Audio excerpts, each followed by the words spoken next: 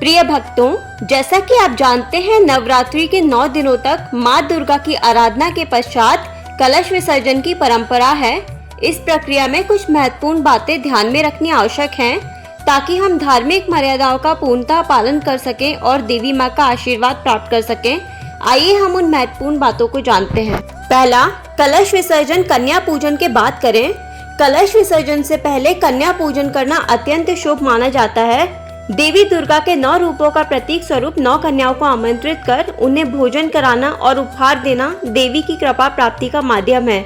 इसके पश्चात ही कलश का विसर्जन करना चाहिए, जिससे पूजा पूर्णतः प्राप्त होती है। दूसरा, कलश को बार बार ना हिलाएं। कलश स्थापना के बाद उसे 9 दिनों तक स्थिर रखना चाहिए। यह देवी की उपस्थिति और शक्ति का प्रतीक होता है। बार बार हिलाने से इसकी पवित्रता भंग हो सकती है और पूजा में विघ्न आ सकता है। तीसरा, अखंड ज्योति को बुझाने की कोशिश ना करें। पूजा समाप्ति के बाद अखंड ज्योति को स्वयं बुझाने का प्रयास ना करें।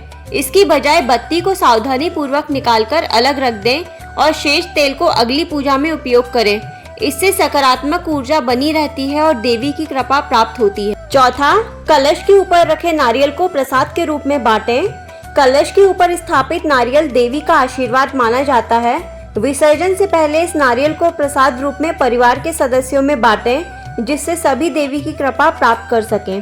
पांचवा, कलश में रखे जल को तुलसी के पौधे में डालें। कलश का जल पवित्र होता है। विसर्जन के बाद इस जल को पूरे घर में छिड़कें और शेष जल को तुलसी के पौधे में अर्पित करें।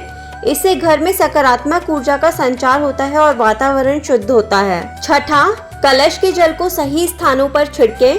कलश के जल को सबसे पहले रसोई में, फिर मुख्य द्वार और पूरे घर में छिड़कें। ध्यान दें कि इस जल को बाथरूम या टॉयलेट जैसे अपवित्र स्थानों पर ना छिड़कें, ताकि इसकी पवित्रता बनी रहे। सातवां, कलश को जल में प्रवाहित करें। यदि आपका कलश मिट्टी का बना है तो इसे किसी पवित्र जलाशय में प्रवाहित कर दें और दोबारा किसी अन्य पूजा में इसका उपयोग ना करें। अगर आपके पास मिट्टी का कलश नहीं है तो चिंता करने की कोई बात नहीं, आप धातु के कलश का भी उपयोग कर सकते हैं, लेकिन सुनिश्चित करें कि वह स्वच्छ और पवित्र हो। यहाँ कुछ बातें हैं जो आपको ध्यान में रखनी चाहिए। कलश में गंगा जल, सुपारी, दूर्वा घास, अक्षत और सिक्का डालें।